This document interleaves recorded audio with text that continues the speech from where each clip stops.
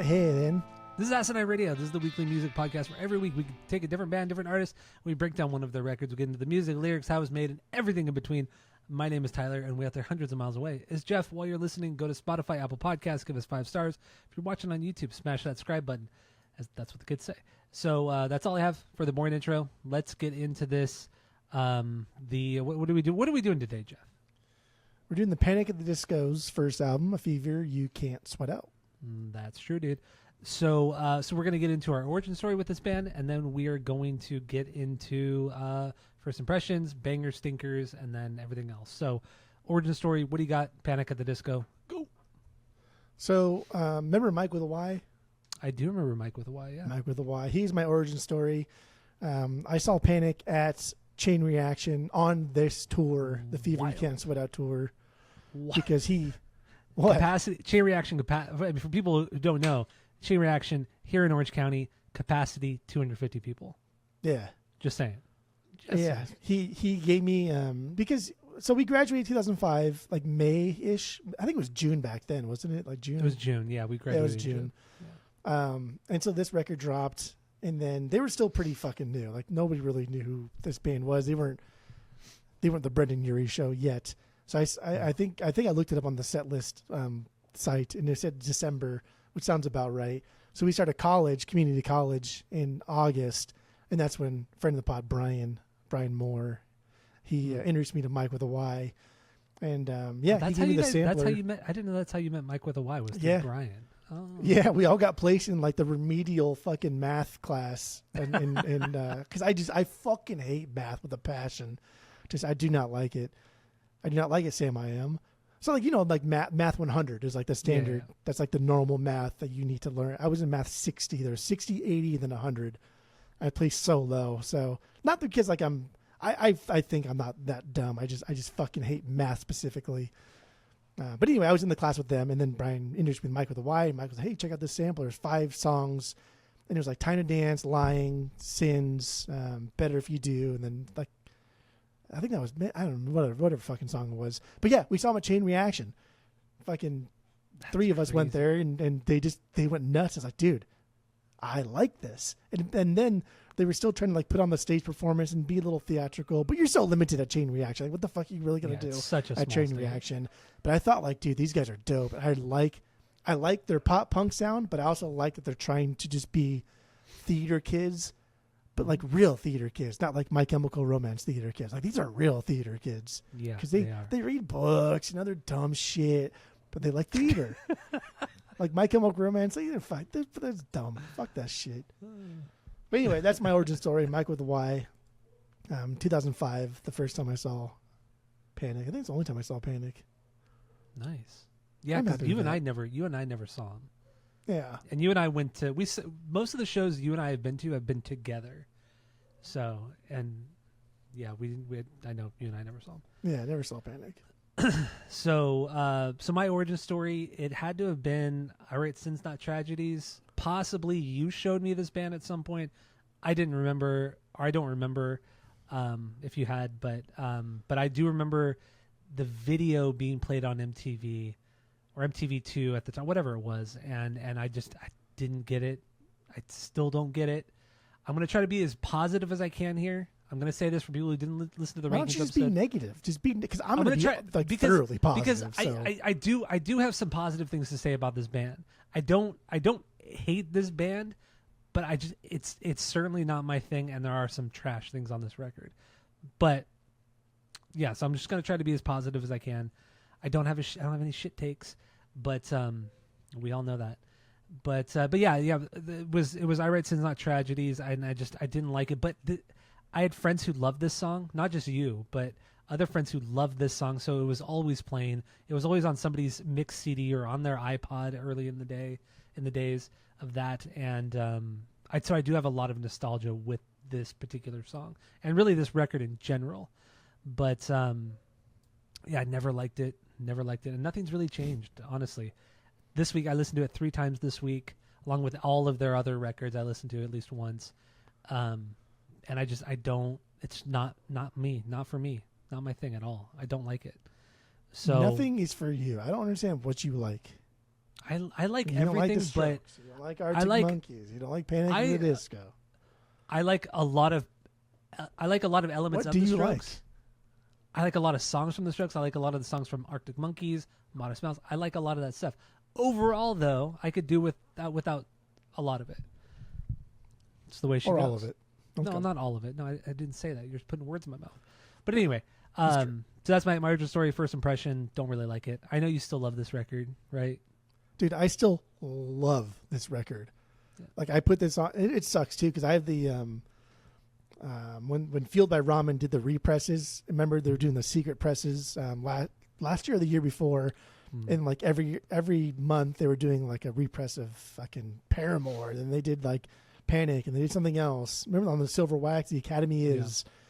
Yeah. They all sounded fine, but my pressing of this record, dude, fucking sucks. It sounds like complete garbage. Like it's almost unlistenable. I have to turn it up way too fucking loud, and even then, it just sounds like complete garbage. So I listened to this on the vinyls once, and every other time it was either at the store with cans on, because the Spotify version is better than my vinyl version, which is fucking pathetic. But even then, like I don't think this record is inherently great sounding. I think it's mixed pretty of its time. It's pretty like, I get it. It makes sense. That's 2005. These guys know what the fuck they're doing. This is early Fall Out Boy era. No budget. It's Fueled by Ramen before, Paramore made them a bunch of money. So I get it. It makes sense. Or honestly, before they made them so much money. That is true. That's Dude, this another went thing. double platinum. It went quadruple platinum. No, it's quadruple platinum. Oh my god! It's gone. No, I did check yesterday. It's gone quadruple platinum. This That's crazy. That's insanity. Yeah. For at that time for 2000 for an album from 2005 2006. Yeah, for this to sell that many records. We're talking like these are Garth Brooks numbers for this. Well, no. Okay, but.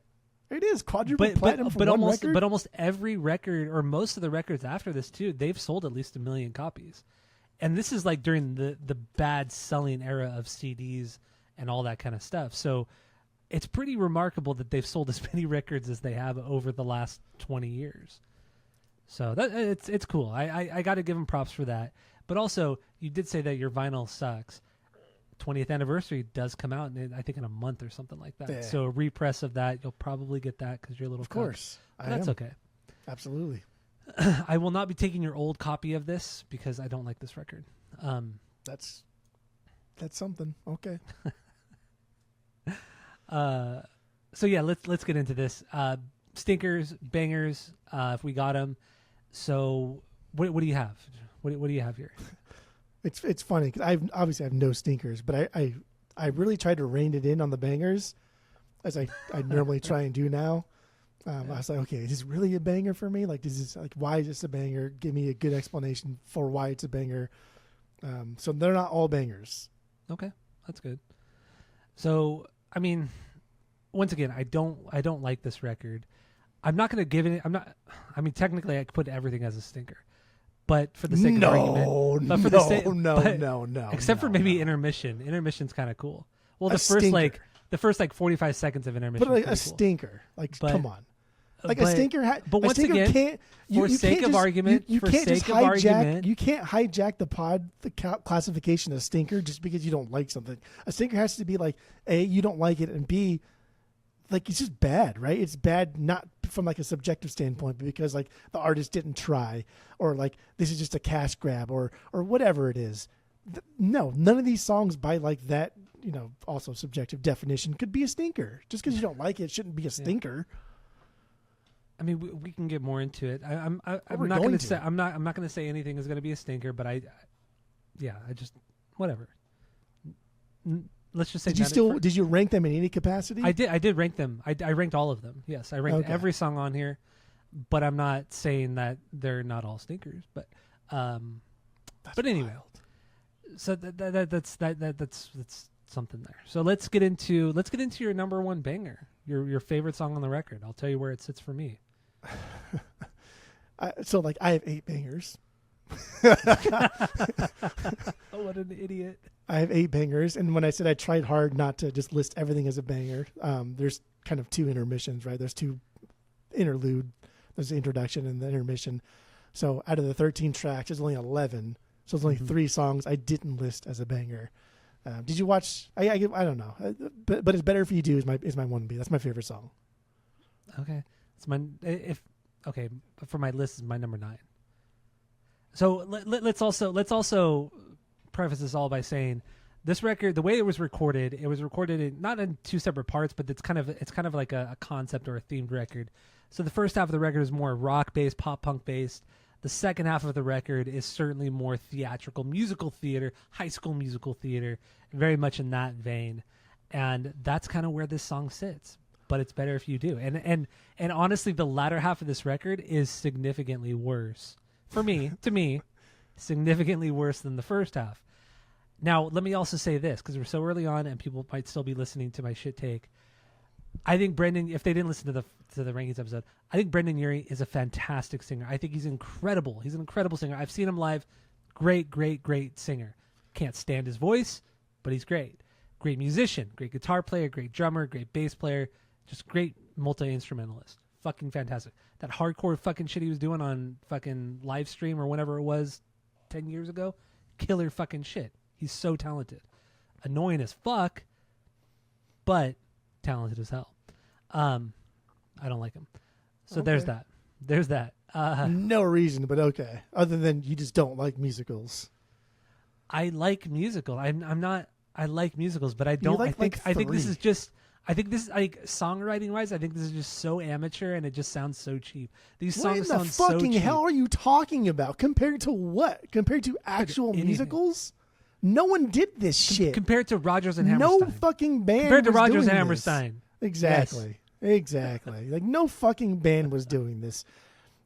Like Black Parade came out just after this, but My Chemical Romance was doing stuff before this, but nothing like fucking this, dude. Nothing sounded like this. Not this over the top. And if they did, it was not this over the top, and it was not this heavily publicized. And this band, I don't even know where to begin, because it's just, you just don't like musicals, and that is fucking fine. That's okay. You like the musicals you already like, but like you're not excited if like Kinky Boots. Like, did you know Kinky Boots even fucking existed as a thing? Was that? No. You don't know what I'm talking about. Exactly. No, I I don't. You don't get excited for musicals, and that's I don't. It's whatever. It's not like you my don't favorite have thing. to. That's fine. It's yes, not like exactly. a knock to anybody, but that's what this is. Like, so if you don't like musicals, you're not going to like this. But you But can still appreciate something. but loving the greats, right? The goats of musicals, and like, of course, you Sound of Music and Singing in the Rain are probably top fucking 5 of musicals of all time, like hands down, without a doubt. There's a lot of that here. The way he sings. So when you say I don't like the way, I don't know if you said the way he sings. You just don't like Brandon Urie. I don't like his. in I just don't general. like his voice. I don't like. Yeah. So the like tone, the way he, I don't like the way tone he of his sings, voice. I don't like the the tone way of he. his voice. I don't like his voice. I just the don't way like his he voice. sings is as if he's singing to a crowd, as if he's No, singing to okay. like people, not like a microphone. Here we go. We could all agree. Celine Dion, amazing singer, fucking great singer, annoying as fuck, and you're never gonna go listen to Celine Dion, right? No, because her music sucks and it's stupid. But It's once just again, generic pop music. But once again, she's a great fucking singer. She's a great fucking singer. But there's nothing that she does in her music that's it's not the same just idea, pop music. But it's the same idea. It's not though. It's the same idea that it's You're how I feel almost with. there. It's how I feel with about Brendan Urie. I think he's You're great. almost He's there. super talented. I but see where you're don't going. like him. I don't. And you're like almost him. there. Like Okay. Celine Dion for sure. It's just pop music. Objectively great. And later on, Panic at the Disco for sure. It's just pop music. You can like his vocals or hate his vocals, but it's just pop music. A Fever You Can't Sweat Out is not just like stereotypical pop music. It's not stereotypical pop punk music. Okay. It's But not fucking anything. You missed what I was trying to say, but that's fine. No, you no, not at Continue. all. Because you're Continue. saying like Celine Dion is a great singer, but I don't like her music. She doesn't write music. I She writes understand. like vocal melodies at best. I understand that, but I This don't is like a the music. band. I This don't is like the pop music that punk. she sings. I don't like the music that she sings. I don't like the music that Brendan Urie sings. But Because I can it's still appreciate, generic pop music. But I, This is but I not could generic still, pop music. But I could still appreciate him as a singer. I think he's a good, You're very, very good dismissing singer. like musicianship for just like hiring a bunch of people to write pop music. No, You're it's like dismissing this no, as no, like it's generic it's pop, like and it's watching. not at all. It's like watching American Idol or The Voice or whatever, X Factor, That's or whatever Celine it is. Dion for sure. Absolutely. But once again, it's like, yeah, these fucking people are great singers. this is like but watching one- but American one- Idol, but the guy has a backing band that's fucking great. I think it was Ryan like rooted. Ross. I think Ryan like Ross, rooted in musicianship. Ryan Ross, the guitar player, he's a very good musician. He's a very good musician. Ryan Ross, like I said, is the guitar player. He co-wrote most of the music on here, and he wrote all the lyrics on this Panic at the Disco record. If you don't know already, but yeah, I think in the end, Brendan Urie is just, I don't like his music.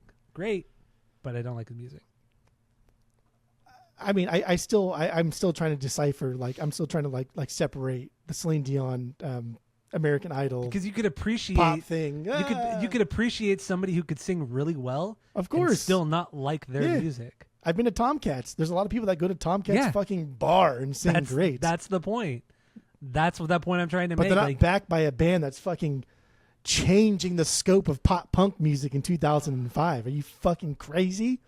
I don't think they're changing the scope of pop punk music. I think punk music. No one has ever done Panic at the Disco the way Panic at the Disco did it. But no one did it before, and no one did it after. But when it comes to pop punk music, if we're gonna say pop punk music changed in this era, it was because of My Chemical Romance. No, it changed because of this. No, it did not. It changed because of My Chemical Black Romance. Parade came Bullshit, after this. It doesn't matter. What are you talking about? But Black Parade changed pop punk music way more than Panic at the Disco did. That was more like alternative than it was pop punk. But it was music. still more pop punk. And so was Three Cheers. Through and through. 3 Cheers was way more pop punk than Black Parade, and it still shifted pop punk, but it wasn't in a more theater kid music. In a darker way. But it wasn't theater kid music. But we're not talking about theater kid. We're talking about pop punk music. That's why Panic is so different. Like, did you not listen to the fucking record? I did. I listened to it. No one has ever done a record like this, like ever, because like you can't do a record like this because it's stupid and it's not very fucking good. It's a timestamp of 2005. It doesn't mean it's good. It doesn't mean it's doesn't mean it's good. bad. It doesn't mean you can just dismiss it. Like you can't like you like saying things like, "Oh, it doesn't mean it's good." Okay, new metal doesn't mean it's good. Like all of it's fucking objectively the same. Metal it's fucking is trash. stupid. Yeah, all of it's stupid. It's all stupid. Fuck out of here. Oy. This, to me, like this, even though I love my new metals, I love my Limp Bizkits. You love your corns. This to me, like if we're to send like a record into space in hopes that Alien listens to it, would I choose this? I would choose this over any new metal record. I would choose this over any of them. This is so much more thought out than any new metal record. It's so fucking stupid. Tell me how I'm wrong. Tell me how I'm stupid. How is that stupid? It's just like, it's almost like objectively not very good music. It's a bunch of young kids. It's a bunch of young kids who've never really played together, and they're just throwing a bunch of ideas out there, which is cool. I like young bands. And they're sticking. And I like young bands that just throw out ideas. I love that. And that's why first How's records. It bad though? How is it bad? That's why a lot of first records are so great. Look at Thrice, that first Thrice record. I'm not talking about how is this record not good though? Because the songs are not very good. They're too over the top. They're way too over the top. Brendan Urie doesn't shut the fuck up on this record. So that's the point. That's the point. That's theater. That's musicals. I know, but this is not a musical. But that's the thing. This is not a musical. It is a musical, though. No, that's it's exactly not. what this is. It's not. Yes, it is. There's no overarching theme. There is an overarching theme. There is a cinematic aspect. No. They even talk to the audience in it. There's not even like a real story. There's not a real story. Yeah, there's songs that talk about love and heartbreak and addiction and shit like that. But there's no story. There's nothing here. There's no real true theme outside of the fact that these guys are 18 years old, 20 years old, because Ryan Ross is a couple years older. But these guys are really young. They're just throwing ideas out there. They're not a fucking band at this point, which we'll get into in a bit. But this is just a mess of a fucking record. That's what this is. And not only that, they have the backing of Pete Wentz from Fall Out Boy. Fall Out Boy were just like on the up and up. So Pete Wentz constantly promoting this band, throwing this band at A&R, different A&R people and MTV and K-Rock and all that kind of shit, blew this band up. Because they were good. No. Much like the Strokes, whenever you like last week, when you're like, I don't know why the Strokes are so good. I don't get it. I would take the Strokes because over they're this fucking band. good. I dude. would take the Strokes music over this. You always think that like just because a band gets like significant popularity so fast, they're a plant or like I don't get it. No, because they're good. Sometimes shit is just fucking good. Sometimes shit is just unique and it speaks to a specific generation that people just love it. And in 2005, Like, this is exactly what people wanted. Pop punk has already kind of run its course at this point. That's Fucking what I pop punk run its course in 1999 when Blink dropped Enema of the State. Like, that I was agree. it. Yes. And now we're in That was the peak. 2005, and they're still doing it, but add a little bit of theatric to it, adding a little bit of nuance to the music videos. Did you watch the music videos? I did. Because they're Hated fucking top notch. They're fucking. You can still. I don't like You that just style. don't like theater. All I want you to admit, I don't like theater. That's all I want you to I admit. don't really like this stuff. No. You don't like theater. I get it. And like, that's what this is. This spoke to the theater kids in all capacities, not just high school, but anybody who's like, fuck, man, I wish I could be in a band that really, really like pushed the theater thing forward. That in the front was I'm performing in front of an audience, and then the music kind of took the backstage. And that's what Panic did better than anybody else could ever fucking do. And no one has ever done it like this to this day. All right, so let's get into some of the songs. We're going in circles a bit here. But it's better if you do. I just want you to admit you don't like theater music, therefore you don't like Panic music. I like some. I think it's Panic. fun. I think it's fun to go to a stage show, to a theater. When the fuck and is the last time you got into a It's been a long time. Last fucking It's been time a long It's time. been high school. It's probably like No. high school. I went after high school. When? Like in 2009-ish. What did you 2010-ish? see? I don't remember what I saw, but I saw shit. Why do you lie to? Don't I'm not can't lying. Lie. I tell you over I'm not and over. lying. You do I not lie to swear your God, dad. I'm not. Do not I'm lie lying. to me. Do Swear not to lie God, to your I'm not dad. lying. I actually did. You would see, know I did exactly what see- you saw. I don't want to talk about it, but I did see friend of the pod Chris. He was in a Rocky Horror Picture Show. Got you. So you went to go see a performance because your friend was in. You want to support your friend, not But because that you was actually cared that about was the just one performance. example. That was one example. But I've seen other theater shows. Oh, I'm sure you've seen tons of them. My No, best I friend's a haven't- theater no, show. I haven't. Absolutely. No, I didn't say I've seen tons of them because I haven't seen tons of them. You just don't. Why wouldn't you just say it? I don't like theater. I like, don't like musicals, therefore I don't going, like this. I like going to see. I like the visual aspect of it, all that. But you don't. But I do. you Especially if haven't. the songs are good. Especially if the songs are good. Why do you lie to your dad? Don't I don't think get the it. songs on here are very fucking Don't good. lie They're to not. me. You cannot lie to your dad. Let's get it. Okay. Let's get into what was this song? Better. But it's better if you do. But it's better if you do. First of all, But it's perfect better. transition from the intermission, and like they play this shit live. Like Brendan Urie actually plays a fucking piano part, and that's a dope fucking bit. That's an amazing that ding ding ding ding ding ding ding. And later on, they'll be more theatric with it, and they'll bring out like a whole band. And everybody will get into it in the drum part. But for like this record, like calm it down a little bit, right?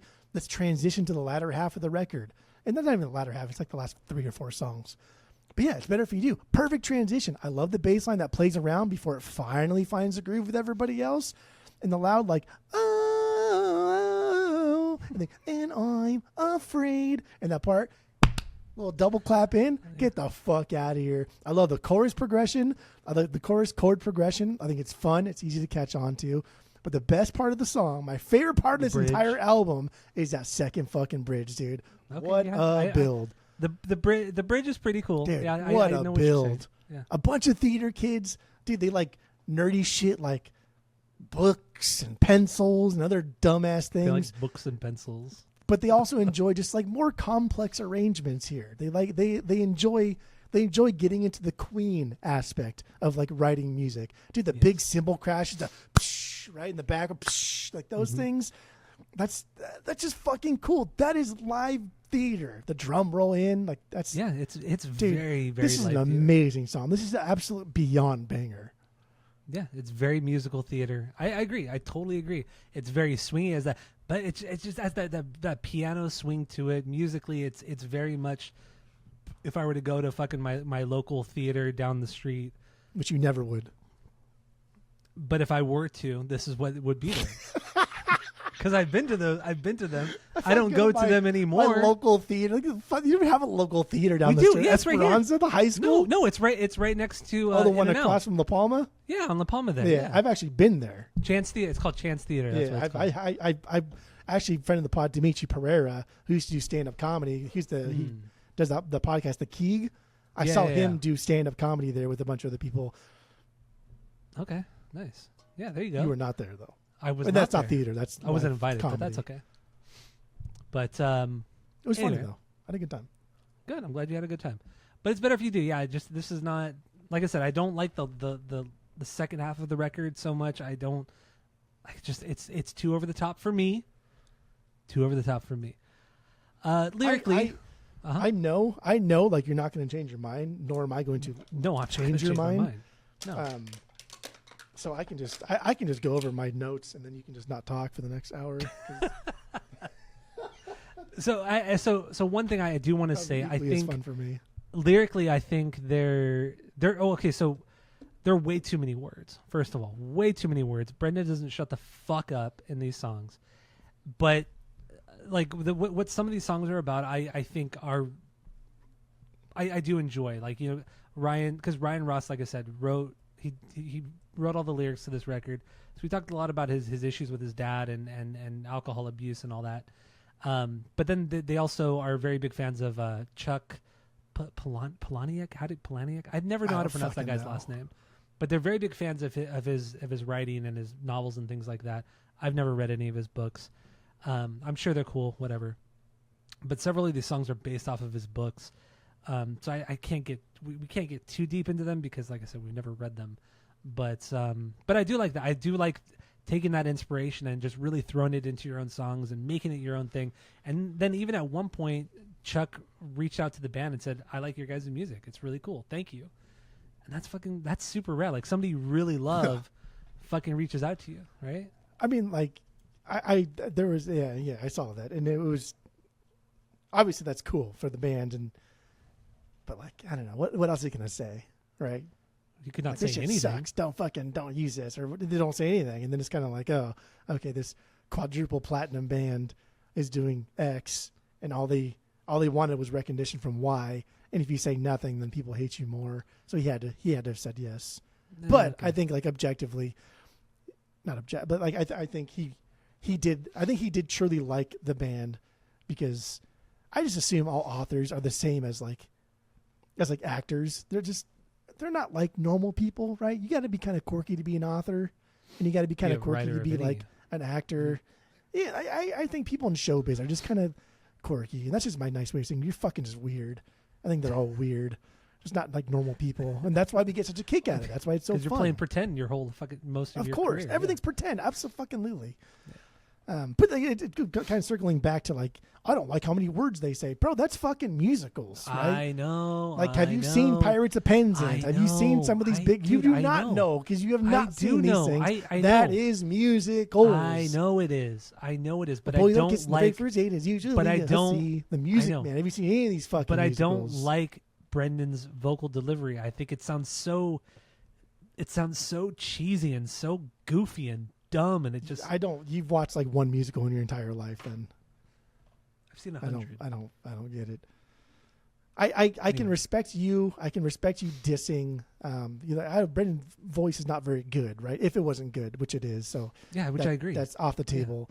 Yeah. There's too many words. Like that's a musical, dude. So that's off the table. But this is not a fucking musical. The guitar, this is a fucking rock record. But it is a musical. It's a rock record. It's a rock fucking record. It literally presented it's a like rock a record fucking with no music fucking video theme, in it. with no fucking story. No, it's a rock record made by a doesn't bunch make of it fucking good. high school Doesn't kids. make it bad. It's a rock record made by a bunch of high school kids and a bunch of other high school kids, 12-year-old kids, fucking latched onto it thinking, "Oh, I'm so fucking cool. Oh my god, I love this. This is so sophisticated. This is so much better than fucking Korn and so much better than Blink-182." Oh, this is besides Korn's Korn. This is better than anything Korn ever did. Fuck off. Just like calls them as I see them. That's all I can do. But you get what I'm trying to say here, right? Like, I do. It's not. This is not music, or this is not an album that's like super sophisticated. It doesn't have this cool overarching theme. There's nothing really that's where we disagree. I do think there's an overarching theme. I don't know. And I do think it's presented as a musical because it's set up that way. But it's in the not introduction. A musical. That's the thing. There's no visual aspect of this. It's not musical theater, and it's not set up like any sort of radio drama or anything like that. There's no story. There's no fucking. I still don't see what is the theme. What is just the overarching theme here? What is the like a theme? I don't have to be spoon-fed anything. But even clearly you do. Any stories I read about this record, nobody ever talked about this big overarching theme outside of Ryan Ross's relationship with his dad. Which it's not a fucking concept record lyrically, but musically these songs float from beginning to end. But and the introduction, it's split into two separate essentially two separate records with an intermission. That's what intermission fucking I know what does. an It breaks intermission apart does. Act 1 to Act 2. I know Are you it does. fucking retarded? What are I you know it talking does. about? But Act 1 and Act 2 have literally nothing to do with each other. They do have something to do with each other. No, What do you? fuck off. What? They do not. What? It's the same fucking band. The same. What do you? What? What are you talking about? They nothing. It's not two different bands. It's not two it's not different two like different bands. ideas. But it essentially is two different ideas. It One doesn't is- go from one is like only taken electronic to the to, way like- fucking. What? But there's no reason why they went to such an extreme on the second half of the record. It's not On an the- extreme. It's not Yeah, an extreme. dude, it is. No, it is Fuck off, not. It is too. Yes, it is. No, it is not. It's not. such It's a- not.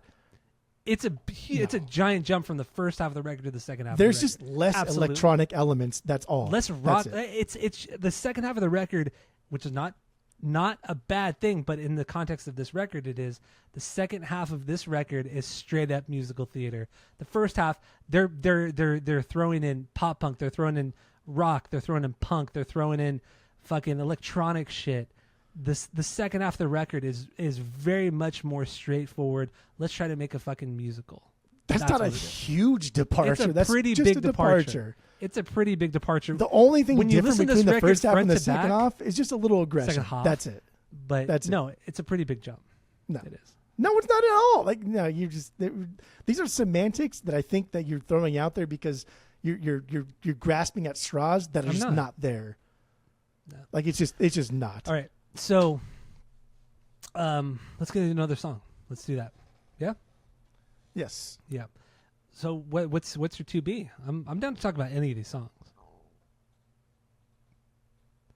What the fuck is What the fuck? What are you doing? water all on the goddamn fucking bottom part of this? I think it's a beer that I crushed and there's a little bit left and it leaked. Now it's on my fucking sock. Oh, I thought it was on your computer. It got a little scared there. No, but like a wet sock is so annoying. Oh yeah, it's terrible. It's gross. It just feels gross. It feels like a swamp. It's just gross. Whatever.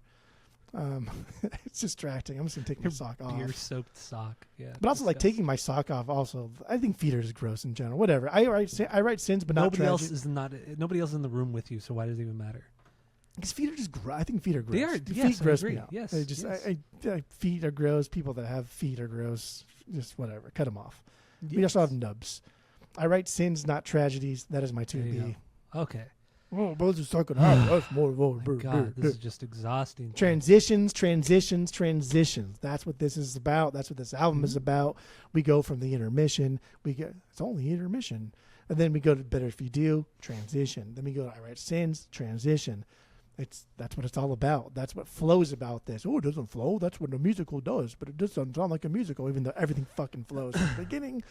But yeah, this is my second B. I think the transition flawless. This song is huge. Big, heavy string arrangements, the big percussion under it all. And then we drop into the actual song, and it fucking rips. And he's like, we don't have punk in the second half. Dude, heavy distortion, big chords here. It's fucking fast. Like, dude, this is amazing. And the third act of this song is absolutely dope. That long vocal bit back into like the staccato chorus again.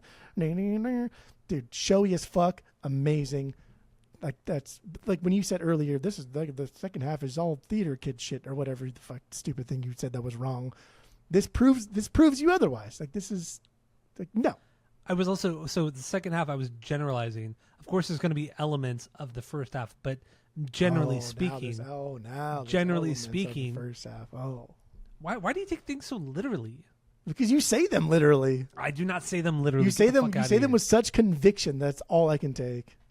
That's not true. Bullshit. You don't believe anything I ever say, so no, don't. Oh, I don't. bullshit. I don't believe anything you ever say, but I have to take them for what you say them at. But Otherwise- so this song was massive. This is arguably the biggest song they've ever put out. And God, I've heard this song. I mean, I can't even tell you how many times I've heard Way this. overplayed. Yeah, way overplayed. Not only on the radio, I but don't think friends. it's overplayed at all. No, it is radio, MTV, friends of mine listening to this so many fucking times. I remember being at a friend's house, and he would just he played. We'd be playing video games. He'd put this song or he'd put this album on, or we'd fucking just I don't even know. We'd just be hanging out, and he'd just fucking throw this song, and he loved this shit. He fucking loved it. Or he'd be out watching fucking live musical theater like he always do, and then he'd throw this on. He would, yeah, in the middle of whatever show we're watching. Yeah, of course. That's crazy. So I don't know. I don't like Brendan Urie's delivery. I don't like his voice. It's what it comes down to. It's cool. There's a lot going on in the song. There are a lot of different parts. It does jump around a lot. Yeah, it has a lot of the pop punky elements, a lot of the guitar playing, the big distorted guitars and all that. But the changes in the song are cool. I mean, what is a 4-minute song, 3.5, 4-minute song? There are a lot of changes. It kind of does take you a lot of different places. But in the end, it's just like, okay, we get this one 3-minute song that could have been extended out had you spent more time with it. You could have extended the song out to a 10-minute song and made this like cool epic of a song and wrote these cool lyrics and this whole whatever to the song. But it's just, once again, it's just, let's throw just fucking, as whatever ideas we have, let's just fucking throw it at the wall and just, why do you let's keep use saying it that like it's a bad thing? I'm not. But you this say, is like, but you this say is it almost like it's a bad this thing. is like almost like the first, this is like one of the most annoying first thought, best thoughts. I know that's on the no-no list, so I don't like using it. But you but did. this is, I know, because I'm breaking the rules a little bit on Asinine Radio. That's what we do. But this whole album is first thought, best thought. And it just, a lot of times it doesn't work, and that's how this song is too. But I'm like, there's too many moments, and nothing truly transitions though. I'm trying to figure out which part of this doesn't work, right? Because they go like, I chime in with the haven't you been hurt, and then the next part is like, I'm in, the atmospheric kind of like long thing, and then it goes back in, and I chime in with the din din din din din din. What part of that doesn't work? Like, I think it works fucking flawlessly. I don't know. I think we get quiet parts when we're transitioning, and I think Brendan Urie does a good job at having these big, like, soaring fucking I guess, and then everyone's kind of like just strumming out like open chords and hitting the verb real high, and then we all just stop. I chime in. Like, I think that works fucking flawlessly. I suppose. I don't know. I mean, maybe I don't have that much of. I mean, maybe I don't have that much of a defense. Maybe you're just breaking me down. I wish in the beginning, I wish you would have said, I don't like musicals, I don't like theater, and I don't like this band. Then this would have been a whole different conversation. The one thing is, but now you're lying about it. I like the first two things you said. I don't like this band. That's all I'm saying. You don't like musical theater. I do like musical theater, and I don't like this band. I like theater, bro. But you I like don't fucking like Sound of Music and Singing in the Rain. Singing in the Rain is the greatest musical ever made, hands down. You said Sound of Music was it earlier? No, Singing in the Rain. If I said Sound of Music, no. I mean, I wouldn't. Even if you said Sound of Music or Singing in the Rain, I wouldn't say like, no, you're wrong. Singing in the Rain is the greatest musical. You can make an argument for both, like for sure. Anyway, although Sound of Music really a musical, I don't know. You can make it. Yeah, you could make. Anyway, who cares? Fuck it. Who cares?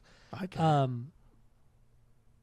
So another thing about the making of this record, or not the making of the record, but after the record came out,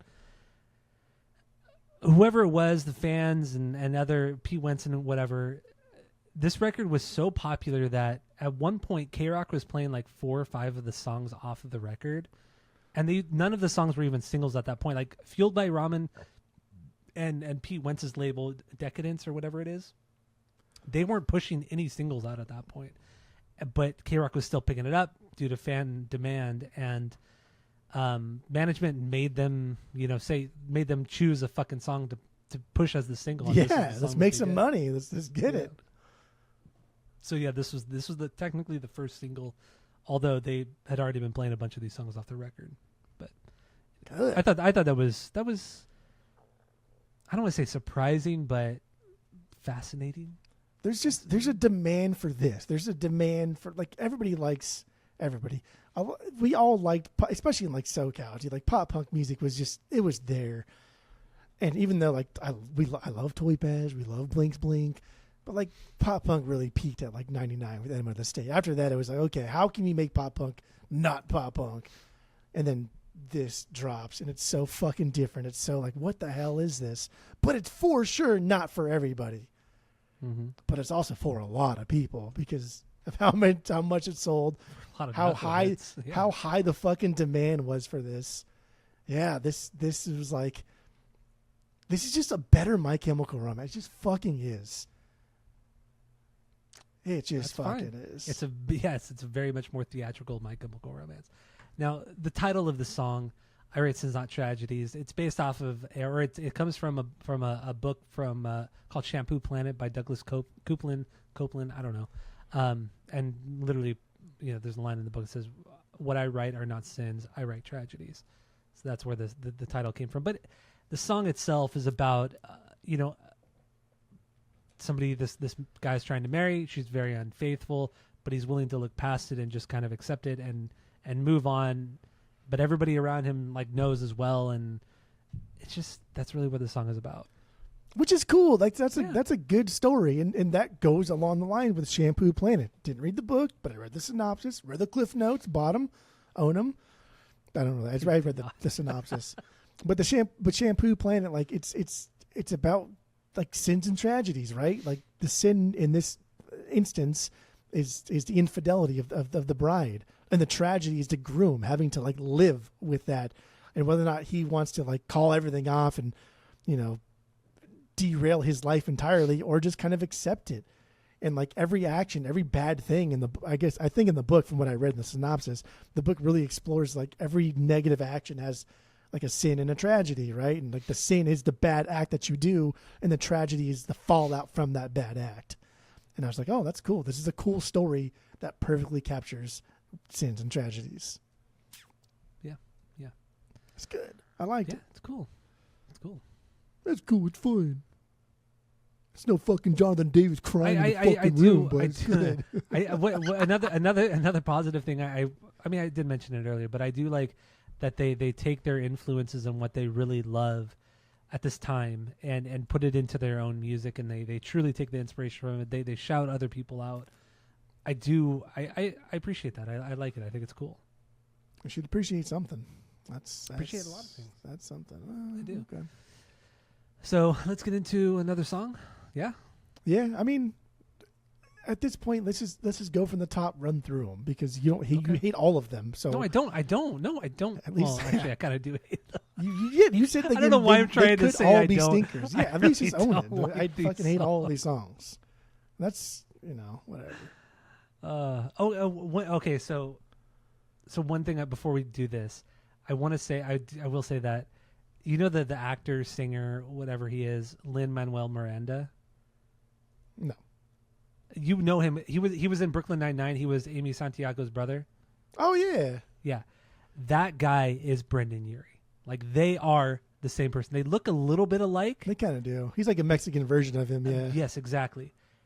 They are both. I don't like that guy at all. I can't. He's very even him because he's very annoying. He's not very animated. He's not. He's very animated. Again, going back to like you can always tell a Broadway actor in movies is because it's like, dude, why is your face doing all of those things? Like, you're in a movie. Stop. Right? Chill. And the two things I've seen him in, TV wise, Brooklyn Nine-Nine, Curb Your Enthusiasm, he kind of plays the same character. His acting chops are the same. I don't feel like he has a lot of range. Yeah, he's probably a good singer. I'm sure he is. He did not Hamlet. What is that massive musical that he did? Hamilton. Yeah. I get it. He's probably a great singer and all that, but damn, dude, even Hamilton, I can't. Some of the scores in Hamilton, there's so many words in those. That's a musical. It's something. Yeah, it is a musical. Yeah. But anyway, I through this whole week I kept thinking Brendan Urie is that guy, Lin-Manuel Miranda, or whatever his fucking name is. Because why do you have that kind of name? Lin-Manuel? Yeah, just have one name, dude. Just Wasn't he the bellhop Sopranos? He was Sopranos. Yeah, he was in Sopranos. Yeah, in that, it was when Tony and Polly, they're taking that road trip down to Florida. They stop at that random hotel. Why? Yeah. So I don't know why I thought of this, or maybe you've seen this too. But I've watched some clip where that guy Lin-Manuel talks about that Sopranos scene, and they had to tape a big X on the floor, blocking wise, to where he was supposed to stand on. And I don't know why I thought of that, or where that came from, or why I watch anything kind of that boring about that specific side character. Why would that actor? Yeah, it would have had to come up in something else I was watching, right? I would not seek that out. I don't know. Yeah, I don't know. I don't like. He's so annoying in Brooklyn Nine-Nine, and he's so annoying in Curb Your Enthusiasm. Just obnoxious as fuck. But anyway, he reminds me a lot of Brendan Urie. That was the point I was trying to make here. And you hate Brendan Urie, and you hate him, and you hate theater, and you hate musicals. So moving on. All right. So let's go from top to bottom. Top to bottom, baby. Top to bottom on these. So what do you got? Introduction. Stupid Panic at the Disco. Even though here this sounds like fucking reminds me of like people taking their seats in a theater while everyone gets prepped, and then you can hear like random noise and conversations and mic feedback and whatever, right? Like this is a good introduction. Oh, I heard a beer there, dude. Was that Coors Light? Coors Light. You got baby. lime? You got lime? No. Show me your I'm not a lime. monster. Coors Light, baby. There we go. That's decent pour. Was it cold as the Rockies? Yeah, that's blue. It's blue. Okay, that's blue. Yeah, dude. When you talked about like this is not a concept record, or this is not this is they're already setting the stage here in the introduction. They're telling you what to expect, like how to digest this. They're giving you like cliff notes, like hey, just so you know, dude, that only listens to Korn and Blink-182, you should listen to this as if you're going to a live performance. And you missed that. You must have skipped over the introduction. I think on Spotify, actually, when you play the record, it skips the introduction, so that makes sense. Doesn't. Shut the fuck up. Well, then I don't know why you missed it. Got him. All right. So the next song, the only difference between Martyrdom and Suicide is press coverage. What do you got on this one? That would be my 3B. I love this intro. I think the verses are great. Electro drums with the acoustic guitar, and then Brendan just going at it. And there's so many dope parts too, like the quick little palm mute chug in between verse. There's like the more wild lead guitar hitting the higher notes. Like, what's even fucking going on here? I like they throw it back to pop punk in the chorus. Just no frills, just good fucking pop punk. And then we get to the bridge, right? That fork, that tick, tick, tick, tick, that little 4 count in. And just fucking banger of a part. Just straight electro pop punk. And it doesn't need to end the song, right? It works perfect as a bridge. Like, that's good. Let's explore it for a minute and get out of it. Get back to like what we do best is the pop punk. Because I started off as a cover band, right? They did. A Blink-182 cover band. A Blink-182 cover band. They did, yeah. And even live, dude, Brendan can still hit those ahs like pretty fucking goddamn well. Like he's just a good singer, Great singer. theatrical singer. And I think this is just a good introduction to the record, a prologue as it would be, I guess, lyrically. I think it's cool how he talks to the audience and sets the stage as if we're watching a play live, and like, dude, this is just like fucking cool, like Shakespeare kind of shit, just like cutting edge, right? Like doing something so different. And how I talked about how like the Romeo and Juliet, Leonardo DiCaprio, Shakespeare would have loved that shit because it's just fucking different. It's just taking like an old thing and making it a little bit different. And here, right, it's almost like he's like a snake oil salesman, like trying to sell us something, right? He promises to deliver so long as the audience will do the same. It's a cool red aside meant to capture the audience. It's just fucking so cool. And then, yeah, he could be poking fun at the whole entire idea of it, but I think it's more like a meta thing for them. And they're really, I think they're really, really trying hard to be like theater kid pop punk. I think so too. Yeah. I've never denied the fact that these guys did not try it, because they fucking tried. They worked their asses off making this record. For the very short time it took to record the record, they did work very hard on it, even though they weren't even really a band at that point, which we still haven't got into. But, you know, I think the chorus in the song is really fucking cool. It's really cool. It has that disco beat. I think the vocal melody is very catchy. It's one of the few moments on the record where I'm not annoyed by Brendan's vocals. I think it matches the music perfectly. It's a faster tempo song as well, so it's very much more pop punk based. I dig it. I do like that part a lot. The electronic breakdown, though, it's very reminiscent of its time and that kind of screamo era, where you're just, a lot of those bands at this time were just throwing that into still early though. I know it is early. It's still early, but it was still very of its time, and that's what a lot of those bands were doing. They were just, I mean, look at fucking what is it? Bring Me the Horizon or Pierce the Veil. One of those two bands. I was just going to say, especially in metalcore. Yeah, it was because they adopted the electronic thing, but that was like metalcore. That was now and then later, right? This but I'm is just still saying, it's like in the infancy. I know, but what I'm saying is just throwing in it randomly into the breakdown it's or not the random. bridge. But it is kind of random. It doesn't really make much sense in the context of the song. Because of course it does. Because another big thing that was kind of going on was like the electro swing, right? The pair of stellar, booty swing. That was a little shit. bit later, like, though. That was like the early 2000s. This is like a couple years after. It was. It's like this is like that's like a genre that's no. Oh, okay. God damn, the song is so fucking good. See, yeah, they like that's kind of where they're taking from is that I don't know that sound, and again, it just makes sense, right? Because Reggie and the Full Effect, Get Up Kids, they're all using the Moog. They're all using like synthesizers in their music. It already been happening in emo music. I mean, even looking at like this. Horse the Band, there's a shit ton of synth and all that. I get it. I get it. So it's not unheard of or not like weird that they're using like a lot of electronic elements in this. That's just what was happening in 2005. But my point was in the breakdown of the song was that all of a sudden you drop into this electronic element during the breakdown and then jump right back out of it back into another chorus. Like there's no in this song in particular there wasn't a transition, or it wasn't seamless really at all.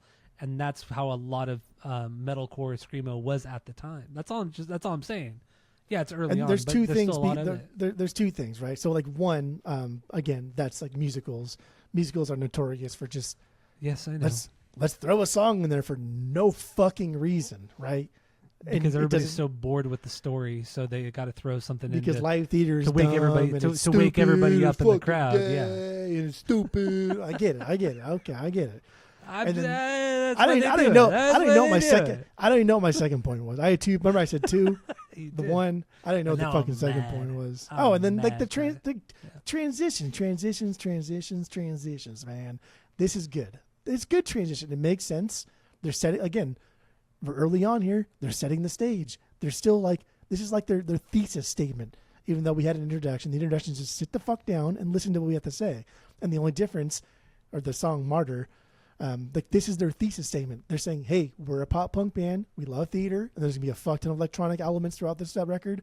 Check this out. Boom, done." It's almost like a coda in the beginning. Mm-hmm. It's beautiful. Yeah, it's cool. It's cool. So let's get into London Beckons songs about money written by machines. God, dude, are you Fall Out Boy? I hate these fucking Fall Out Boy long this is titles. Fall Out They're Boy, stupid. Just these titles are just they're so irrelevant, almost like irrelevant to the actual song. What happened to old like Peggy Sue and stuff like that, and La Bamba? Are you fucking Desi over here? I'm just saying, it's like, dude, you come on, you know too. These songs are way too long. Like lyrically, these songs are not lyrically, but title wise, how I write my notes, because like the Google Doc it's only so big, right? The piece of paper that you write on. So the 12 track, there's a good reason these tables are numbered, honey. You just haven't thought of it yet. Oh, that went into the second. And so I had to. So I erased the tables R numbered, and I just wrote the letter R, and then U. I erased that and just wrote the letter U. That way it'd fit into one line because it pissed me off so much. I know, I hated that too. Yeah, I know exactly what you're talking about. So yeah, these are fucking stupid long, but this and it's song, of its time. But this song especially, like, Brendan, stop, man. Just let the music play. You guys are like, in the end, you guys are a rock band. You guys are a pop punk band, pop rock band. So I don't think they are though. I know, but please be that. Just be that. But they weren't this. They weren't just that on this record, and they never were again after that. I know, but they should have been. But they didn't want to be. I know, but that's that. I'm just saying they should have been. And that's the difference between like just a Sugar Cult or a fucking Simple Plan, where they got big at the height of the pop punk and just died off, and like nobody gives a fuck anymore. Versus Panic at the Disco, who are quadruple platinum. It's true. But the point I was trying to get to was lyrically, this song is them talking about they'll do whatever they want. They don't care what other people think. So that was kind of like, I was kind of trying to transition to that. Like, regardless of what I think, they don't give a fuck, and they're gonna put as many words and lyrics into this as they want. And Brendan's gonna do whatever the fuck. See, but it's not like I don't give a fuck. I'm a punker. It's more like damn, I hope people like me. And like, dude, even like that line right there, that wet dream for the webzine, dude, what a fucking dope timestamp. First of all, right? Like their image entirely was perfect for the MySpace profile pic era, or like the aim away message era. And like It was. this song is about like them, like, damn, here's what we like to do, and I hope people like it because this is all we got. Like, if you want to peg us as a one-trick pony, that's fine. Here we go. And that was it. I don't think there's any, like, I know whenever we talk about, like, oh, fuck off, I'll do what I want. There's almost like a machismo element to that, right? Like a very punker, Yeah. like, oh, fuck you, I'll go back to working on Blockbuster if I have to. This was more like, here's us, man. This is all we got. If you don't like it, then we are fucked. That's kind of what I see this lyrically as. Which I get. I don't disagree with you on that. And I just lost my train of thought here. And it's a faster punker song for them too. The fact like the wet dream is the wet dream. Yeah, Of course, fuck, it's what so was I just fucking gonna sick, say? dude. And God again, damn their it. bridges, man, like just fucking dope bridges. Keep it kayfabe with the stage play aspect. There you go. I completely forgot what I was gonna say, but it was so fucking relevant. Oh, you know what? Okay, now I remember. So I was gonna say, speaking of old internet, because you talked about MySpace and AIM and all that shit.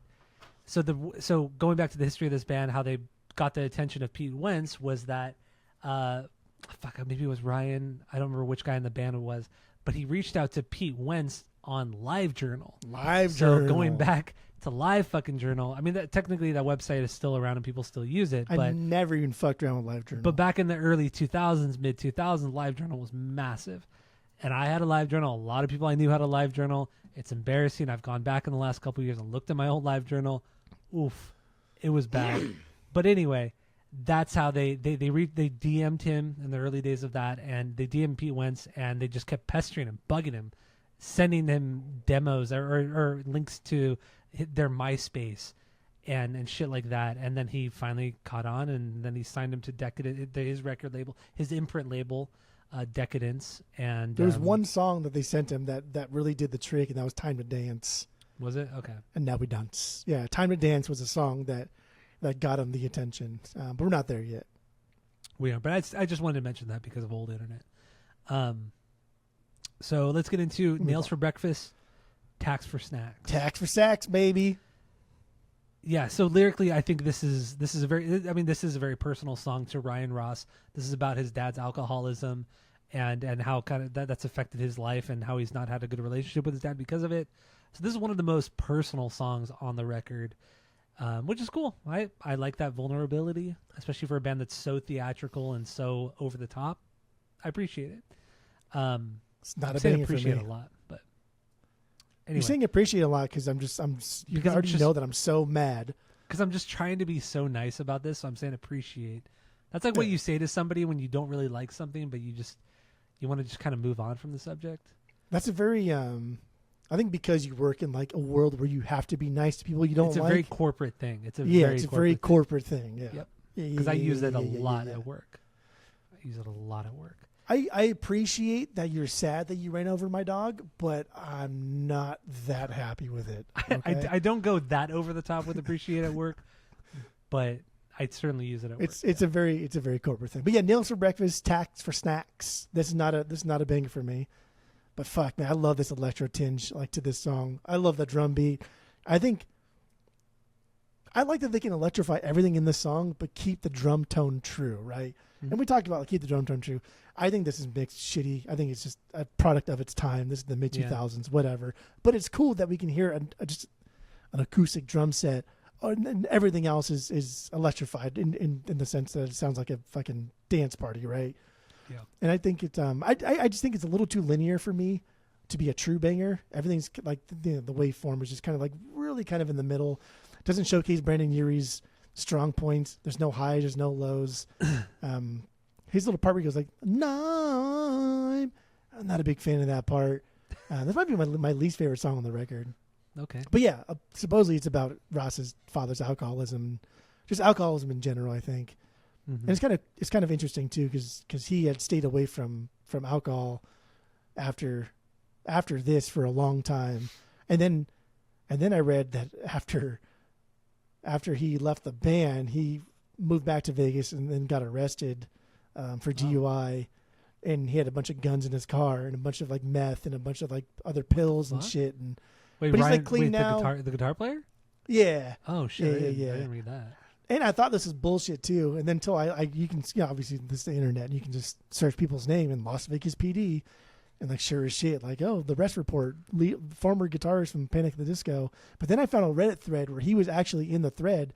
He's like, yeah, this is Ryan, this is me, that's all true. And then he would say like, here's where I'm at now, I'm in a good spot. I was like, oh, that's kind of cool. Yeah. But of course, everyone's like, bullshit, you're fucking not him, not him, not him. Yeah, like, I don't know, man. All the it bots. Probably is, right? All the fake people on your Reddit and Instagram and all that shit. Oh my god, dude! Like it's just so Did you filled watch, with bots. Yeah. I mean, just off top. Did you watch Elon on Joe Rogan this past week? I watched like the first half of it. Yeah, I mean they had some interesting parts, of course, but I think Elon might be the most exciting human alive right now. I love him or hate him. I think he might be the most exciting human alive. Like, I would agree with you on that. Yeah. I don't like that comes him, out of but his mouth is like, damn, dude, I really just need to listen to what you have to say, because he is influential. Absolutely, yeah. He's fucking highly influential. He is. Yeah, I mean, he's a fucking multi-billionaire, and he knows how to take advantage of the government for, various, funding and tax subsidies and all that kind of shit. I don't know. The guy is say he's the most he's the most interesting man in the world right now. I agree. Right now. Yeah. Regardless of what you think of him, he is a fucking genius, and he has fucked over a lot of people. Yes, but he's like a little kid who's like, yeah. When I was a kid, I thought there was gonna be flying fucking cars, so that's what we're working on. Give me a year, and we're gonna come out with an announcement about flying cars. Did you hear that part? Yeah, that was like towards the last half of the Joe Rogan podcast that he was talking about. He's like, yeah, we're trying to like work on like transporting millions of people throughout space onto other planets. Oh, I didn't get to that part. I was like, bro, who even fucking thinks that? Like who? Like what? Like we can't even fix healthcare here. We're talking about like shuttling people to fucking Mars, to colonize Mars. But that's just how this dude thinks. Yeah. And I respect it. I think it's childish at the same time, right? Like simultaneously brilliant and also just like fucking naive as shit. Yes. But anyway. He's a weird dude, but he's a billionaire, so down with the billionaires. Fuck him. I get it. I know. Absolutely. I hate rich people like anybody that. worth more than, I think anybody worth more than like 5 million is kind of a scumbag. I would. 5 million in today's time is not that much money. Yeah. Like it's a lot of money for sure, but it's not that much money. True. Yeah, but once you hit the billion range, it's like fuck you, dude. Just I don't consider you a person at that point. I know. I just don't. I don't give a fuck what happens to you. Yeah. Our likes and desires and plights and struggles are fucking not the same. And clearly, you cared nothing about the human race whatsoever. So fuck off. It's true. And that's called a breakaway civilization, dude. So let's get into Kamasado right here. Very upbeat song. Kamasado. Fucking never lets up. Never lets up. But that's most Panic songs, right? Yeah, he never shuts the fuck up, right? Why can't he shut the fuck up? Never shut the fuck up. Yeah, it's my 4B. A lot of great parts. Verse is super fun. This is like the first straightforward kind of like fun. And Brendan fits. I don't know. He does fit in a lot of goddamn words, huh? Yes. So, like reading through the lyrics, I'm like, dude, this is exhausting. And you're saying a whole lot of nothing. It's like you're saying a whole lot of nothing, man. A lot of filler words. Brendan really does remind me of like Shapoopy from The Music Man. Shapoopy. But it's like the girl that kissed on the very first date is usually a hussy, and the girl that gets on the second time around is but fussy. But like it's just so fucking fast, like boom, boom, boom. And Meredith Wilson, like he just Wilson. Imagine if Tom Hanks had a lisp on Wilson. They would have changed that movie a lot. What up? That's funny. But yeah, this is fucking musical, man. It's cool. I don't know. The pre-chorus with it just sit back, just sit back, just sit back, just sit back, or sit back, just sit back, just sit back and relapse. That's fucked up. Also, the chorus is insanely catchy too. Again, with the I don't know, taking back Sunday, you know how we do thing, right? Yeah. Like so sick of being tired, ain't no so tired of being sick, right? That you're saying the same thing just twice and just in a kind of a different way, but that's what they do in this song too, right? Yeah, it's very, very musical theater. I get it. I don't know. Very over the top. I mean, even going back, Taking Back Sunday. I mean, they're a very theatrical band. Not as overtly as Panic, but they're a very, very theatrical band. See, like, there's a big difference right there. It's like Taking Back Sunday wants wants there to be elements of theater in their music, which is a lot more acceptable than, of course, because it's just that's like the common like denominator for everybody. It's just like, not saying they're generic, but that's like the most generic thing to do is just incorporate little things here and there. Panic went fucking full threat. They're like, I don't give a fuck. Full sail ahead, Captain. Full sail ahead. And they really What's that from? did. I don't know what that's from now. Yellow Submarine. Full sail ahead, Captain. Full sail ahead. Oh, okay. So yeah, lyrically on Kamisado, this is more about his Ryan's dad's alcoholism and hitting rock bottom, going to being hospitalized, all that kind of stuff. So it's more of an extension of the previous song. So let's get into Time to Dance. Time to Dance. Very straightforward riff, synth just layered on top of it. There's some cool electronic shit going on in the verse, some cool electronic beats and all that. But otherwise, yeah, I don't know. This song. This was a song that like essentially got him signed. This is the one they sent to Pete Wentz, and he was like, "Oh, that's pretty fucking good." Oh yeah, actually. Okay, you did mention that earlier. Yeah. Which is crazy because like this is my 5B, and I don't think this properly. This isn't like a Panic proper song. It doesn't showcase what the band is about. It doesn't showcase like their strength, even if you don't like their strength. Their strength is theater music in pop punk realm. This doesn't really show that, but it's cool. And also, Brendan did a short YouTube thing. He's talking about Panic songs during the pandemic, and he said that before they recorded this, he claimed to have downed like 12 energy drinks before they started this whole session, and the demo of this was like the best thing he's ever recorded because he's like, I was so fucked up on energy drinks, and he grew up Mormon too, right? So like him, what do you don't like that? I mean, come on, it's not his fault. 12 energy drinks, come on, God. I mean, he's clearly. Hey, hold on there, dude. He's clearly exaggerating. Hold on there, dude. We used to pregame Four Locos with a Four Loco. I know, and then go drink. I know we did, and that's stupid because each Four Loco was like 2 or 3 energy drinks, but 12 energy with drinks? alcohol. Okay, but anyway, I don't know. I mean, I think that's a little bit fabricated on his part, or exaggerated, I should say. I don't. Maybe not. What if they're 8 ounces? What's 8 times 80? That's 3/4 of a gallon. 12 Red Bulls. Drinking 12 Red Bulls. Let's just say it wasn't a Red Bull. It was called something else. It was called like a. But I'm just saying, like Red Bull is like a smaller quantity, but it has a lot of caffeine and a lot of with other stuff in it. Guarana. Torana. But whatever the fuck it is. Anyway, who cares? I don't. Taurine. All right, Time to Dance. We skip over it. Lying is the most fun a girl can have without taking her clothes off. 7B for me. This is very brand new sounding, no? I didn't hear any brand new. Yeah, I didn't fucking even listen to. That's okay. Very theater kid shit. It's just kind of like a kind of boring not boring. Well, kind of boring. Mid-tempo track, just slow build. I also hate the chorus so much in the song. Why? Just that airy, that the way he sings the okay, so I wrote it down. So testosterone boys and Harlequin girls. Fuck. Yeah, the high airy thing. Oh, I hate it so much. Actually, before we continue with this song, let's go back to Time to Dance. I didn't mean to bring this up. The one part where he sings the when I say shotgun, you say wedding, shotgun wedding, shotgun dude, I love wedding. That part. I hate it so much, and that is literally the worst part of the whole record. And again, like, okay, so let's go back to Time to Dance. That is the worst part of the whole song. That's keeping it kayfabe, right? We're breaking the fourth wall again, right? That's what's going on. And I hate Let's keep the audience interacted, as he said they were going to do in the introduction, in the first fucking song. Yes. When I say shotgun, you say wedding, and like, shut the fuck up. So like, oh, there's no concept here. Like, okay, it's just they're doing the same fucking thing over and over. Oh my good lord! I hate the delivery of him saying it. It's so fast. It's way too fast, and it just sounds. I just hate. It's uncomfortable to listen to. This whole record is so uncomfortable. I hate this record. I don't know what.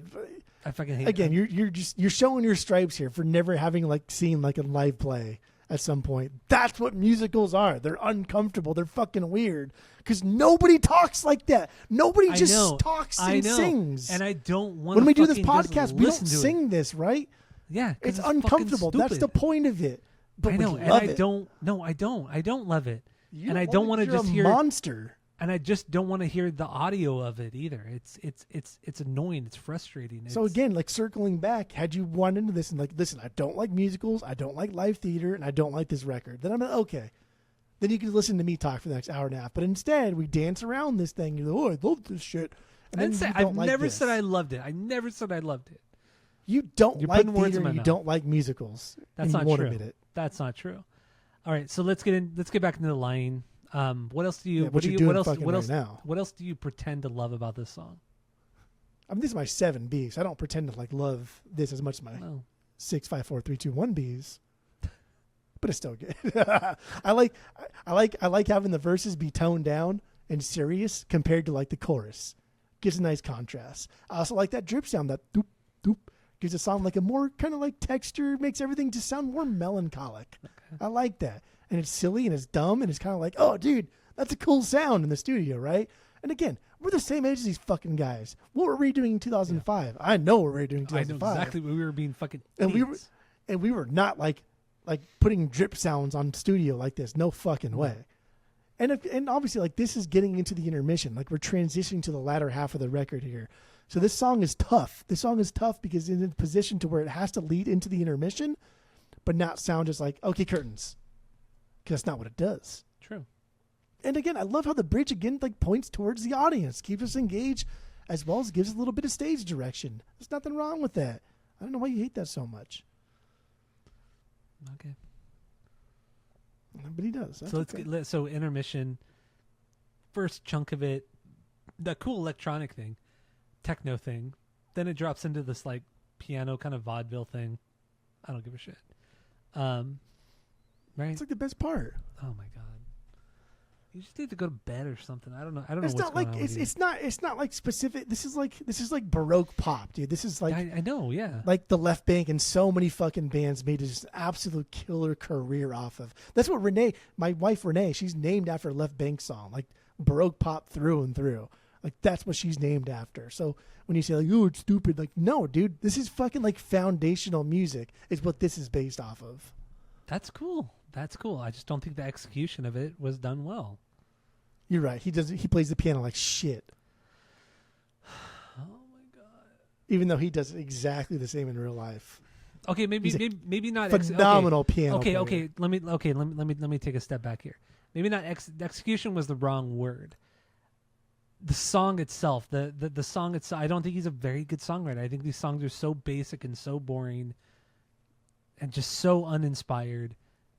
Not uninspired. Actually, that's not a good word either.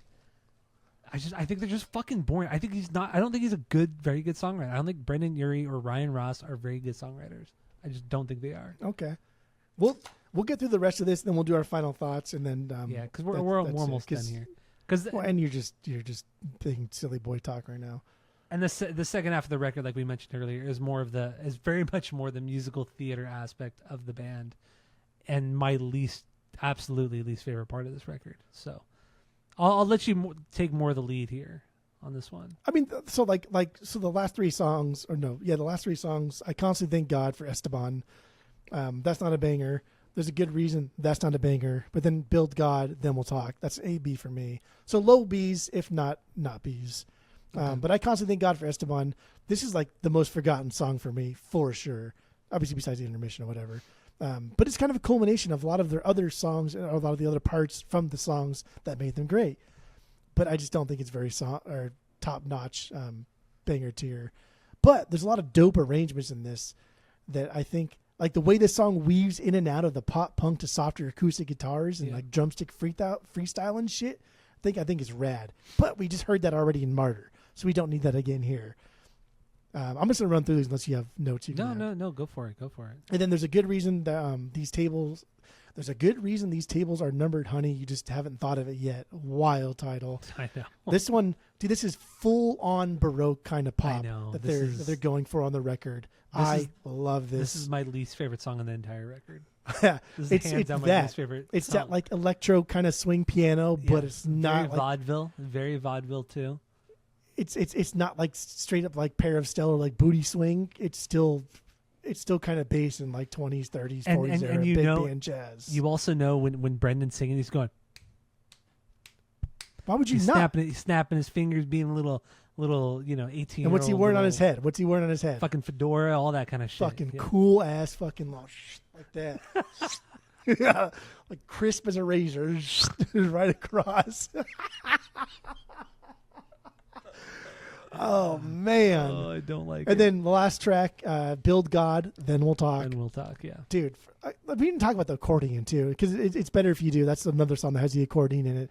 And I'm a big accordion guy now because I own an accordion. So I'm a big accordion guy now. I forgot you have that accordion.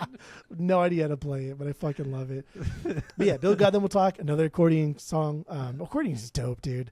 I like this as a closer. Well, I don't think it's super melodic like some of the biggest bangers. I think it does have a lot of bigger, like Broadway kind of parts to it. It's very, very Queen in how it's played. There are a lot of parts to this, and it wouldn't be a theater kid record without a direct reference to arguably the best musical of all time. Right, my favorite things. Interview my favorite things. But yeah, I don't know. That's it. Build God, Then We'll Talk. That's all I got for the tracks here. Let me just dude, the music videos I think are great. The music videos supplement the overall aesthetic of the band and what they were trying to achieve at this point. I guess this goes into my final thoughts. Unless you have anything else, then I'll go into my final thoughts. No, final thoughts. Get into it. Yeah, the music videos just supplement what the band was trying to achieve. I think this band was a bunch of dorks. And they liked Blink, and they liked theater, and they liked reading books, and they wanted to incorporate all three into one thing. And this is what happened. I think, like, at best, Black Parade fucking scratches the surface of what this achieved. And Black Parade's a fucking joke. And then we did it on the pod not that long ago. And honestly, like, I loved Black Parade when it came out. I thought I did. And re-listening to it, I was like, dude, this is fucking dumb. I bought that CD at FYE back in the day. This remember is FYE? Dumb. Yeah. I do remember FYE. There's still one Harbor, over here. Off of Harbor there? Harbor and the 91 Lincoln? Freeway. Uh, Harbor and the 91 Freeway. Like Fullerton. It's Fullerton, technically. Orangethorpe. Yeah, Orangethorpe. Yeah. I still got that. I still have to say the streets so I don't forget them. Otherwise, they're lost to the sands of time. Harbor and Orangethorpe, yeah. Yeah, that's where we stood in line for the Rock the Bells Coachella tickets. It was Coachella when Rage Against the Machine. Fucking fifth in line, and we missed the Coachella tickets to go see the reunion show of Rage Against the Machine in 2006, 5 or 6. I don't remember what year. Remember the single day were sold out, but then they had the 3-day tickets for $500. Like, get fucked. I only have $80 on me. How can I afford for the 1-day ticket? How am I going to afford that? Yeah. Which even still today, I would have said, get fucked. I'm not paying for 3 days. Go fuck yourselves. I'd rather just not see them. Yeah. But anyway, I think this record is a timestamp. It shows where this genre of music was at this point. And even still, dude, like, we're talking like American Idiot only released a year prior to this, right? Yeah. And then American Idiot didn't get its Broadway thing until like many, many years after. It was like 2008, I think. So like this was something different. This was something big. And I'm not just saying that because I love this record. Dude, it went fucking quadruple platinum. It did. That means something. Yeah, no. Like, we could talk about like a record like this record's dumb as fuck, but it still goes like maybe platinum, right? But quadruple platinum, there's something there. Maybe there's something there. This is something truly, truly unique. I don't think anyone has ever sounded like Panic. I don't think anyone can ever sound like Panic, because I do agree. There's a lot of parts of this record that are like, damn, man, a little bit more time in the studio. Plus, the thing clocks in like under an hour, too. Something that like this should be like an hour and 10, hour and 20 minutes. It's like 40, 45 minutes long. That's too short. That's too short. Like the rapper, Too Short. Cocktails. I don't know. 2.6. 2.6. 2.6. I'm not even ashamed. 2.6. Oh my god. Okay, so we have a 3-point rating system where 3 is a perfect album, 2 is a good album you're going to continue to listen to, 1 is a bad album to give it a shot, and 0 is the worst thing you've ever heard. 2.6 is so high. Yeah, I thought about 2.5, but I think it's too. I think it's too good to just be a 2.5. I think it really, and again, if you don't like theater, if you don't like musicals, you're not going to like this. Okay. You're just not. All right. So my final thoughts. My final thoughts on this one. Once again, Brendan Urie, great singer, great musician. I think he's fantastic there. Songwriting, I don't care for at all. I don't like his vocals at all. He's a good singer. I don't like the sound of his voice. The tone, I hate it. I don't like the way he sings. I don't like his cadence. I like nothing about it at all. Ryan Ross too. I feel like the songs are kind of weak. They get way better on Pretty Odd, but even still, it's not that great. And I don't know. We talked so much and we argued so much about this record, and I do like musicals. I do like theater. I really do. I think it's fantastic. It can be fantastic. But I feel like these guys were a little bit too young. I think they were straight out of drama, like theater and high school theater, which is not a bad thing, but you gotta admit, like, this is just very kind of amateur and throw as much as we can at the wall and see what fits. You keep in the end, that I don't think and that's in what the it end, is. These guys were not a band. These guys were. They were a band, but they had never played live. They had never played a show live. They signed a record deal. They recorded a record. Because they're like 16. But once again, no, they were 18, but that's fine. When this came out, they were 18. But when they started, they were like 16. Once again, they never played a show. They never did anything until after they made this record, and they essentially had to learn how to be a band after they made this record. So this is very much in the studio. It's I don't know. I don't even know. It's such a weird thing. This whole band is so fucking weird. See, you can't even classify this. No, you're right. I can't. It's so hard to so classify. Unique. It's extremely unique. Every aspect of this band is unique, and this record is very unique. It's so bizarre. It's so fucking weird.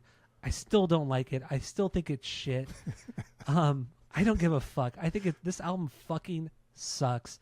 This band That's sucks. wild. I hate this fucking band. I hate this fucking record.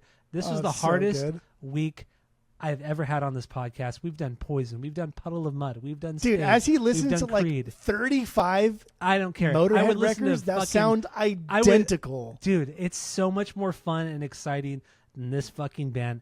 I hate this fucking band. I really do not like this band. So long as it's metal, they could have 35 records that sound identical, and you'll that's digest fine, it. Because you have one record that's really fucking good, and this is better than every record sounds like that really good record. Fuck yeah, I'd listen to 30 Motorhead records, which I have, and you did too, and you loved every second of it. But anyway, I hate Panic at the Disco. It sucks, but I can also appreciate how great of a fucking musician and singer he is. I will give personally. I give this record I'll give this record a 0.25. Oh damn! Only because I think some of the lyrics are cool, and I think Ryan really tried as a lyricist on this record. I'm only giving credit to Ryan. I think Ryan tried really hard he tried hard as a lyricist, and he tried to be very vulnerable. Once again, the guy was like 19 or 20 years old. So you think like people like the one is like you should listen to it once, but it's not very good. This is not even like you should listen to it once. No, it's stupid. Even though nothing sounds like this. Fucking stupid. This record's stupid. I don't give a fuck. This record's stupid. That's wild. Yeah, it's stupid. I don't like this record at all. I don't like it. This may be the dumbest fucking thing you've ever rated ever in the history of this pod. Absolutely. I hate this record so much. I hate it so much. Like talk about trying your hardest and being objective about the rating system. Like, no, you didn't give a fuck. Hey, also, give me some fucking credit here. I said a lot of zero credit. Oh, shut the fuck up. I give you less than zero credit. I gave a lot. I said a lot of positive things about this record. A lot of positive things. And then ranked it a 0.25. This record fucking sucks. I mean, we just talked about it. And you gave me zero. This is one of the worst records. I can't stand Brendan Urie. Like, I can't stand his vocals. I can't stand the songwriting. That makes sense. He's a great singer. He is a great singer. Once again, Celine Dion is a great fucking singer. I don't like her music. But you can't stand her vocals? No, that's not what you said. You said I can't stand his vocals. Yeah, and I don't like listening to Celine Dion. I can't stand listening to her sing. Bro, if I was in Is that Vegas better? and somebody gave me Is that like better? front row tickets to Celine Dion, I'd be fucking there. And Well, I'd be yeah, so because excited. yeah, And because I you're would saving cry, $600. and I'd be excited. Fuck that. Fuck I'm that. not saving $600 because I've never paid $600, but I would go and I would have a fucking good time. And at the end of it, I'd say, you know what, Celine? 0.25. Right? Yes. Yes. Oh, I would never. Celine Dion, Never say that to 0.25. Celine. Celine? Celine. Celine, yes. But That's yeah, cool, I Celine don't Dion. like Panic at the Disco. I think this record really sucks. It's terrible. So thank That's you all for wild. listening. Thank you all for listening. Go to Spotify, Apple Podcasts, give us 5 stars. If you're watching on YouTube, smash that subscribe button. And that's what the kids say. So that's it. That's all.